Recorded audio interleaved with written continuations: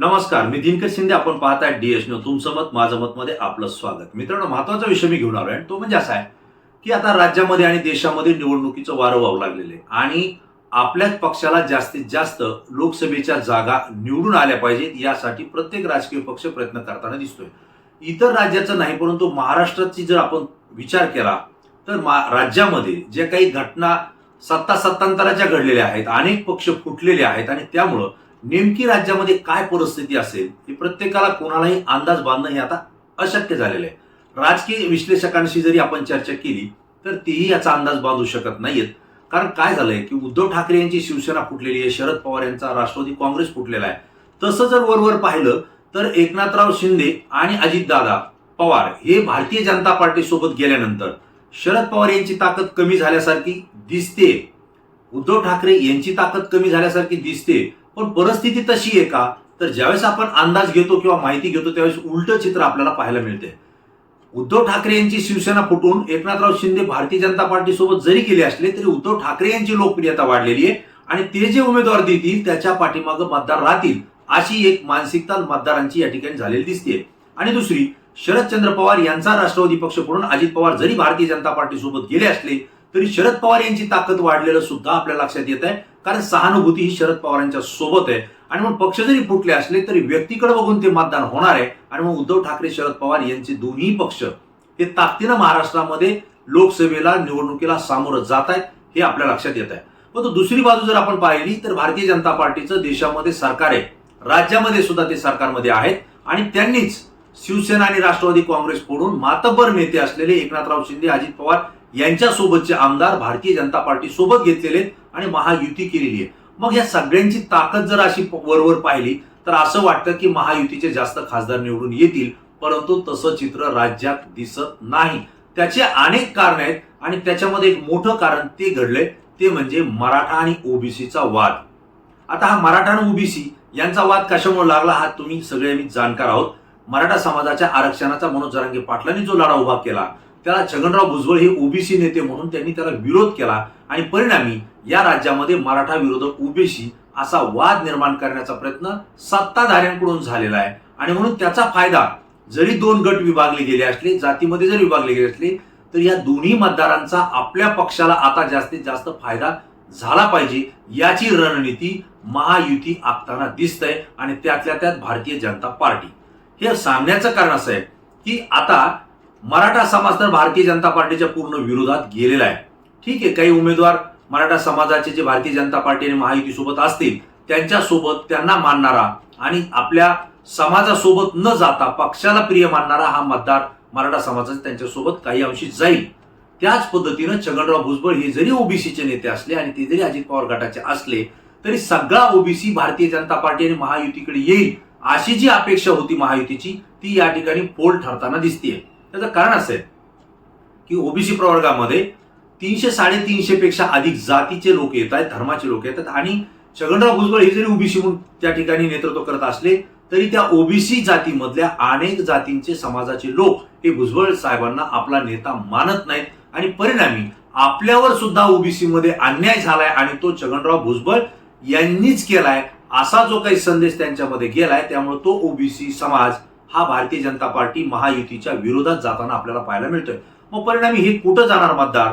मराठा आणि ओबीसी याचा मोठा भाग हा महायुतीच्या विरोधात जाणार आहे. मी अजून एकदा सांगतोय, कुठल्याही पक्षाचा आपण बोलत नाहीये, परंतु महायुतीच्या विरोधात तो मतदार जातोय आणि महायुतीच्या विरोधात जर जात असेल तर त्याचा चांगला परिणाम हा महाविकास आघाडीला होताना दिसतोय. कारण नवीन राजकीय पक्ष त्याच्यामध्ये नाहीये. प्रकाश आंबेडकर यांची वंचित विकास आघाडी जी आहे ही वेगळं अस्तित्व निर्माण करण्याचा प्रयत्न करते, परंतु महाविकास आघाडीच्या सोबत जाण्याच्या त्यांच्या बैठका सुरू आहेत, काय तडजोडी होत आहेत, काय घडामोडी घडत आहेत, कुठं ते उभं राहत आहेत हेही आपल्याला लवकर लक्षात येईल. त्यानंतरच काय त्यांची भूमिका लक्षात येईल. परंतु ओबीसी आणि मराठा हा महायुतीच्या विरोधात म्हणजेच महाविकास आघाडीच्या सोबत झुकताना आपल्याला पाहायला मिळतोय. परंतु तसं होता कामा नये, आपल्याला त्याचा फायदा मिळावा म्हणून भारतीय जनता पार्टीनं एक रणनीती आखल्याची माहिती सूत्राकडून आपल्याला मिळते आणि ती म्हणजे अशी की विधानसभा मतदारसंघाचा जर विचार केला तर त्या मतदारसंघामध्ये 250 ते 300 गावं येतात आणि प्रत्येक गावाची जर आपण अभ्यास केला किंवा तुलना केली तर एक लक्षात येतो की त्या ठिकाणी मराठा समाज हा मोठ्या ताकदीनं मोठ्या संख्येनं आहे. त्या तुलनेत ओबीसी प्रवर्गामध्ये येणाऱ्या ज्या काही जाती धर्माचे लोक आहेत ते त्या गावामध्ये संख्येनं कमी आहेत. काही गावं अशी आहेत की त्या ठिकाणी ओबीसी जास्त आहे, मराठा समाज कमी आहे, परंतु अशी बोटावर मोजणे इतकी गाव आहेत. परंतु बहुतांश गावांमध्ये मराठा समाजाची संख्या ही जास्त आहे आणि ओबीसीची कमी आहे. जर मतदारसंघ विधानसभेच्या मतदारसंघाचा जर विचार केला तर त्या ठिकाणी मराठा समाजाचं प्राबल्य जास्त आहे आणि ओबीसी समाजाचं प्राबल्य त्यांच्या तुलनेमध्ये कमी आहे आणि जे आहे त्याच्यामध्ये सुद्धा गडबाजी झालेली आपल्याला पाहायला मिळते. परंतु मराठा आता हा आरक्षणामुळे एकवटलेला आहे, त्यामुळे त्यांची ताकद एका बाजूने कुठेतरी जाईल असंही या ठिकाणी दिसतंय. परंतु लोकसभा मतदारसंघाचा जर विचार केला तर सगळ्या मतदारसंघातले विधानसभा मतदारसंघातले ओबीसी मतदार हे मोठ्या संख्येनं आहेत आणि ते जर एखाद्या नेत्याच्या पाठीमागं झुकले किंवा एखाद्या उमेदवाराच्या मागे राहिले तर मात्र त्याला विजयी होण्यासाठी मराठा समाजाच्या थोड्या मतांची गरज पडते. म्हणजे एकंदरीत जर परिणाम पाहिला तर लोकसभेला ओबीसी उमेदवार भारतीय जनता पार्टी देण्याच्या तयारीत आहे. म्हणजे काय तर ओबीसी जर उमेदवार लोकसभेला दिला तर मराठा समाज हा काही अंशी लोकसभेला मतदान करेल, परंतु ओबीसी हा ताकदीनं मतदान करेल आणि परिणामी आपले ओबीसीचे नेते निवडून येतील. मग मराठा समाज आपल्याला मतदान का करेल तर विधानसभेमध्ये मराठा समाजाचे उमेदवार आमदारकीला जास्त द्यायचे.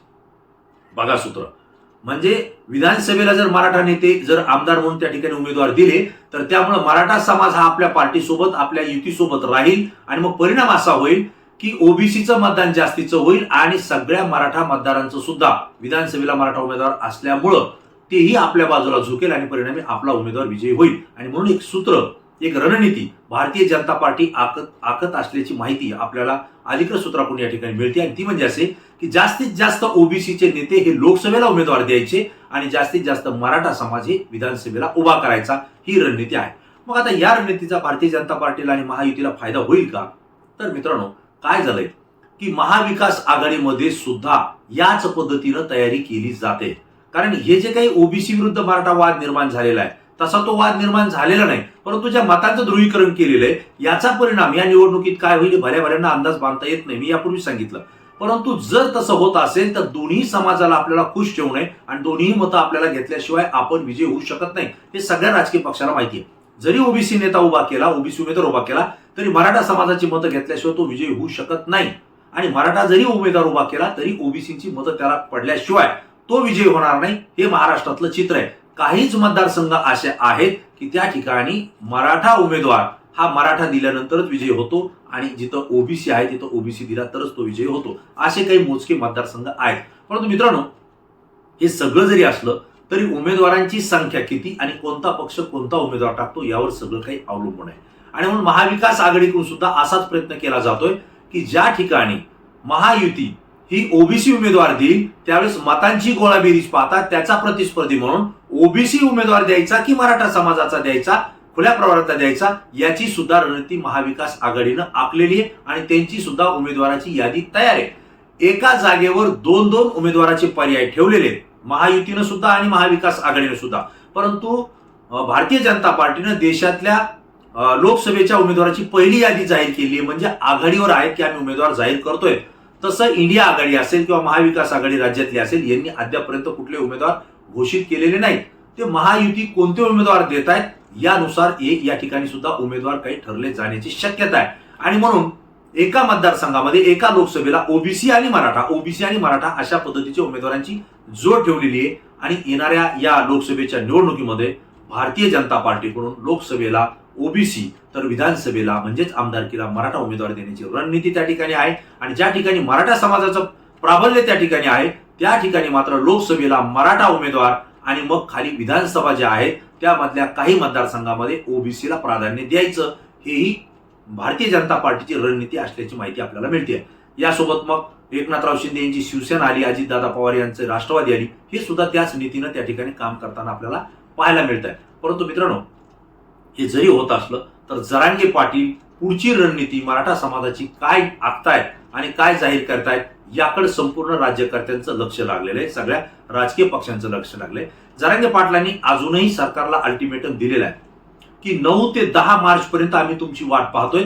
सगळे सोयरेची जी अधिसूचना तुम्ही काढलेली आहे आरक्षणाच्या संदर्भात ती अध्यादेशामध्ये रूपांतर करा, त्याचा कायदा करा आणि मराठा समाजासोबत इतर ज्या जाती धर्माला आरक्षण आहे त्यांना सुद्धा त्या कायद्याचा फायदा करून द्या. अजूनही तुमच्या विरोधात वातावरण गेलेलं नाही आणि मराठा समाजाच्या विरोधाची लाट भारतीय जनता पार्टी आणि एकनाथराव शिंदे यांनी आपल्या अंगावर ओढून घेऊ नये असं सातत्यानं जरांगे पाटील हे इशारा देत आहेत. हे अधोरेखित आपल्याला या ठिकाणी करावं लागतंय. म्हणजेच या काळात जरांगे पाटलांनी जर सगळे सोयरेचा अध्यादेश सरकारनं लागू केला नाही आणि मराठा समाजाला जर ते आरक्षण दिलं नाही तर मग मात्र मराठा समाज हा लोकसभा आणि विधानसभेमध्ये आपल्या उमेदवार प्रत्येक गावातून 2 किंवा 3 उमेदवार देण्याच्या हालचाली त्या ठिकाणी सुरू झाल्या आहेत. एका लोकसभेला 500 ते 1000-2000 उमेदवार त्या ठिकाणी उभा राहण्याची तयारी मराठा समाज त्या ठिकाणी करतोय. विधानसभेला सुद्धा एका विधानसभा मतदारसंघात 200 ते 300 उमेदवार उभा करण्याची तयारी करतोय. म्हणजे जर हजाराच्या पटीत जर मराठा समाजाचे उमेदवार त्या ठिकाणी उभा राहिले तर विधानसभा आणि लोकसभेच्या निवडणुका सहजासहजी होणं हे शक्य वाटत नाही आणि म्हणून ह्या निवडणुका पुढे लांबवायच्या किंवा निवडणुका लोकशाही मार्गानं त्या ठिकाणी पुन्हा थांबवायच्या अशीच काहीतरी रणनीती ही जरांगे पाटील मराठा समाजाच्या वतीनं राबवताना दिसतंय. तशा हालचाली सुद्धा आपल्याला या ठिकाणी पाहायला मिळत आहेत आणि म्हणून भारतीय जनता पार्टीनं जे काही सूत्र विधानसभेचं लोकसभेचं ठेवलेलं आहे की लोकसभेला जास्तीत जास्त ओबीसी नेत्यांना उभा करायचंय आणि विधानसभेला मराठा समाजाला उमेदवार देऊन आपल्याला मराठा आणि ओबीसी दोन्हीचाही फायदा करून घ्यायचा आहे.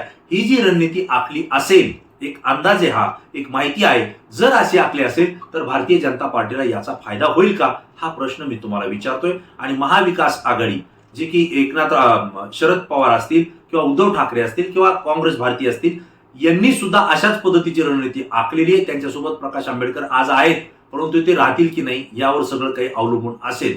जर यांनी सुद्धा अशाच पद्धतीनं रणनीती आखली तर महाराष्ट्राचं चित्र नेमकं काय असेल हा प्रश्न मी तुम्हाला विचारतोय. महाविकास आघाडी राज्यात लोकसभेला बाजी मारेल का महायुती राज्यामध्ये लोकसभेला बाजी मारेल? तुम्हाला काय वाटतं? तुमची प्रतिक्रिया तात्काळ द्या. तुमची प्रतिक्रिया आमच्यासाठी अत्यंत महत्वाची, कारण ती संपूर्ण महाराष्ट्रातून आहे आणि ती अत्यंत अभ्यासू असते. मित्रांनो, पुन्हा नवीन विषय नवीन मुद्दा घेऊन आपल्या समोर येईल. तोपर्यंत धन्यवाद.